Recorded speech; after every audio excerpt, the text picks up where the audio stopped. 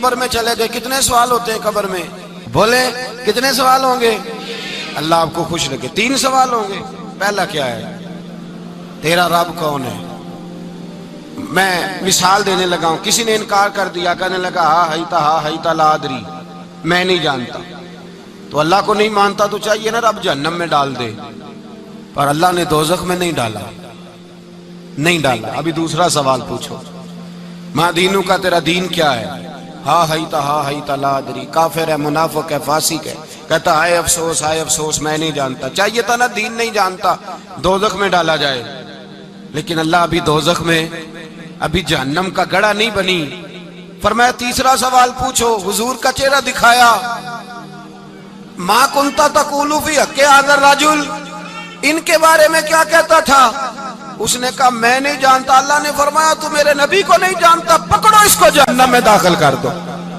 نہ اپنی ذات کے انکار پر دوزخ میں بھیجا، نہ دین کے انکار پر، کہا میرے مصطفیٰ کو نہیں مانتا، ڈالو اس کو جہنم کے اندر۔ تمام کتب احادیث، تمام بخاری سے لے کر طبرانی تک، تمام کتب احادیث میں اسی رنگ میں روایت ملے گی۔ قبر میں بندہ گیا، مومن ہے، مسلمان ہے، نمازی ہے، 10 حج کیے، 15 عمرے کیے، زکاتیں، صدقات، خیرات، عبادات، نفل، نماز، داڑھی، حج، عمرہ، بڑا کچھ۔ ہاں بھائی من ربو کا، اس نے کہا ربی اللہ، اللہ میرا۔ اس کو جنت کوئی نہیں ملی، ابھی جنت کی کھڑکی۔ دوسرا سوال پوچھو، ماں دینوں کا، تیرا دین کیا ہے؟ دینی الاسلام، میں اسلام کو مانتا ہوں، جنت مل گئی۔ پورے کے پورے دین کو مان رہا ہے، نماز کو مان رہا ہے، حج کو مان رہا ہے، زکات کو مان رہا ہے، عبادات کو مان رہا ہے، ہر چیز کو مان رہا ہے، لیکن جنت ملی۔ فرمایا تیسرا سوال پوچھو، حضور کا جلوہ والضحیٰ دکھایا۔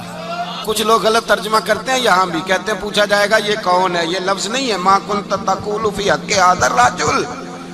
اللہ فرمائے گا یہ بتا دنیا میں میرے نبی کو کیا کہا کرتا تھا، ان کے بارے میں تو دنیا میں کیا کہا کرتا تھا۔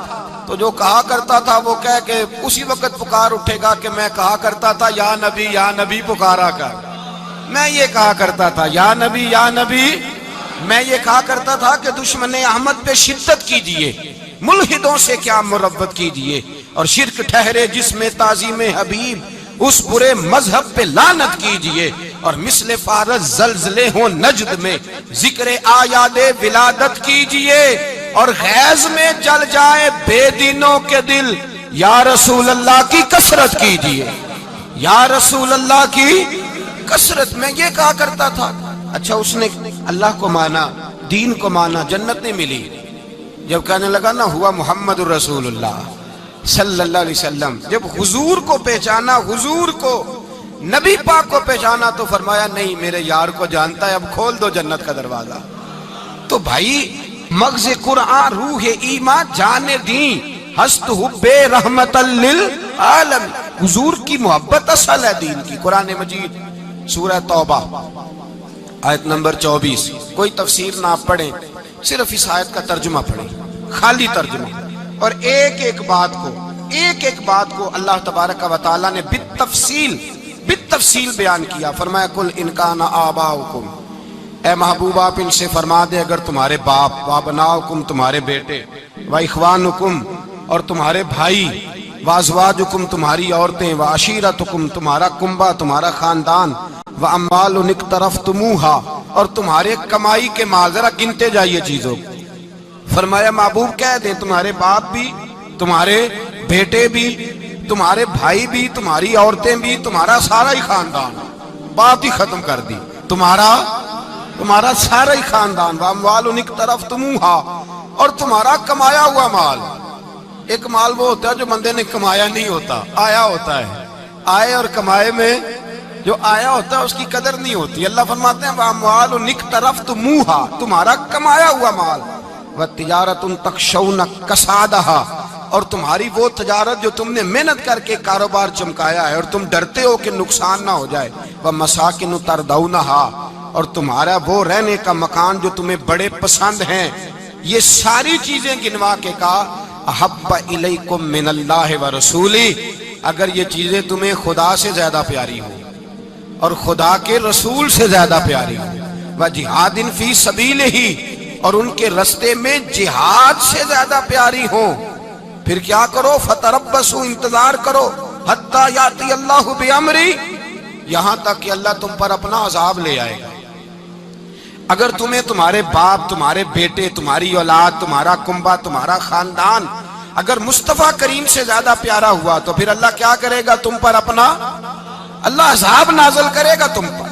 اگر یہ چیزیں تمہیں خود رسول پاک نے بیان کیا اور لفظ انداز دیکھیے حدیث پاک کا، لا یؤمن احدکم حتی اکون احب الیہ من والدہ وولدہ، تم میں سے کوئی اس وقت تک مومن ہی نہیں ہو سکتا جب تک میں اسے اس کے ماں باپ اور اس کی اولاد والناس اجمعین، اور بات ہی ختم کر دی، فرمایا جب تک سب لوگوں سے بڑھ کر مجھ سے پیار نہ کرے اتنی دیر تک مومن ہو سکتا۔ حضرت عمر حضور کی بارگاہ میں آئے، عام آدمی نہیں، جناب فاروق اعظم، نبی پاک صلی اللہ تعالی علیہ وسلم کی یہ حدیث سنی تو حاضر خدمت ہوئے، کہنے لگے یا رسول اللہ صلی اللہ علیہ وسلم، میں ہر چیز سے بڑھ کر آپ سے پیار کرتا ہوں، اور میں خالی نعرے لگانے والا نہیں، میں گھر سے تجربہ کر کے آیا ہوں، میں نے اولاد سامنے رکھی ہے، پھر آپ کا پیار سامنے رکھا ہے۔ حضور مجھے اولاد نہیں زیادہ پیاری، آپ زیادہ پیارے ہیں۔ اولاد زیادہ پیاری نہیں، ہم نے بھی کبھی سامنے رکھی ہے اولاد اور حضور کا پیار جی۔ میں حدیث پاک بیان کر رہا تھا تو روک گیا ہوں اچانک ہی، رکھی ہے کبھی سامنے جی؟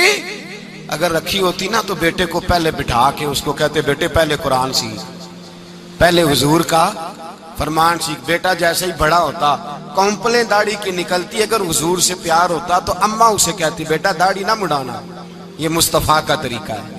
اگر نبی پاک سے محبت ہوتی نا میرے بھائی، اگر کامل پیار ہوتا تو ابا جی نصیحت کرتے کہ بیٹا خبردار داڑھی چھوٹی بھی نہ کرانا، یہ رسول اللہ کی سنت ہے۔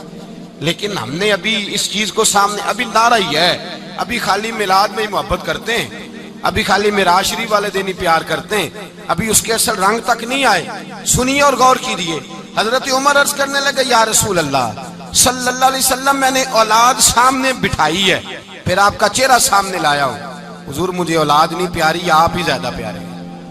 پھر عرض کی حضور میں نے کل کمائی، کل جمع پونجی لا کے اپنے سامنے رکھی ہے، مجھے مال پیارا نہیں، آپ زیادہ پیارے ہیں۔ یا رسول اللہ صلی اللہ علیہ وسلم، میں نے ماں باپ کے چہرے سامنے رکھے ہیں، بہن بھائیوں کو رکھا ہے، رشتہ داروں کو رکھا ہے، دوستوں یاروں کو رکھا ہے، مجھے وہ نہیں پیارے، آپ پیارے۔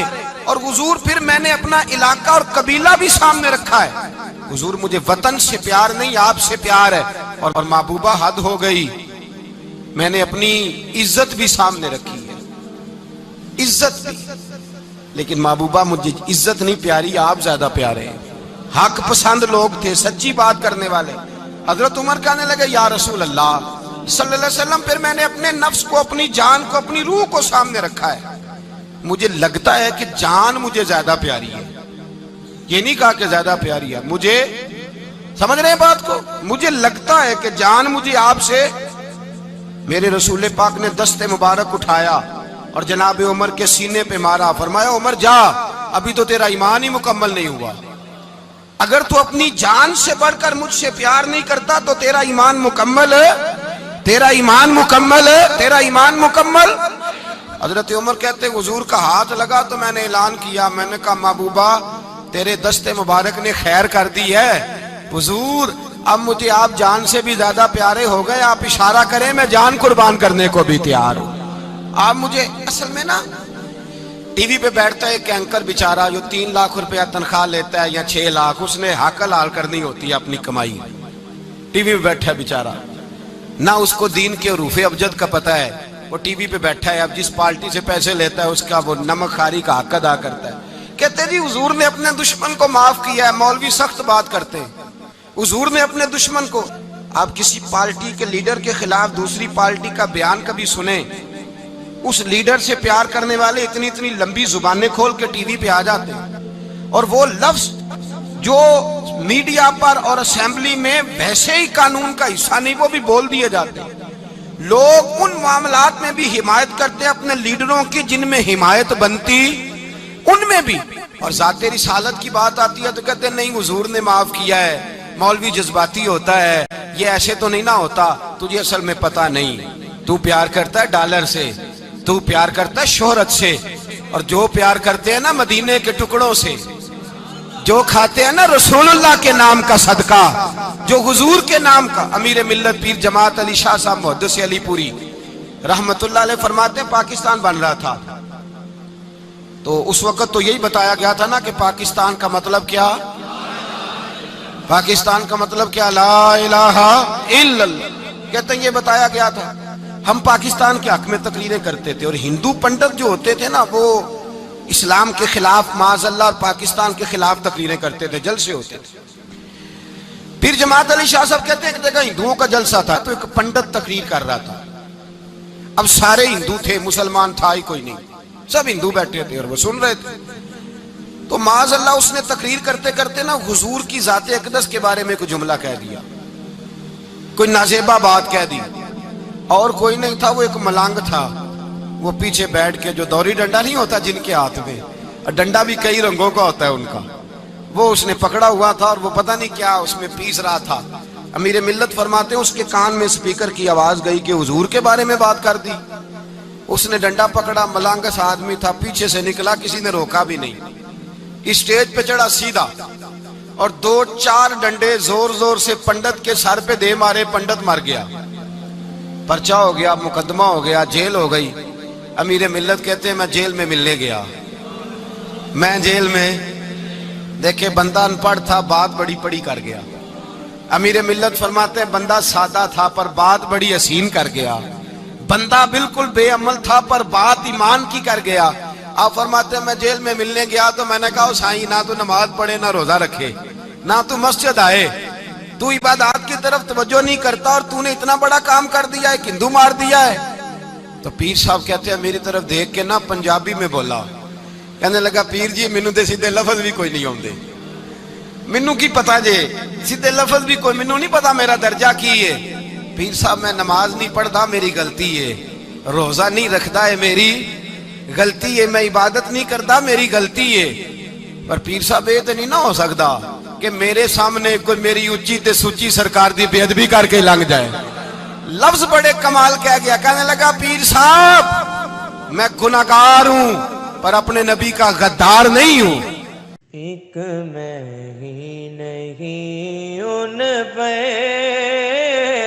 قربان زمانہ گئے، ایک میں ہی نہیں ان پہ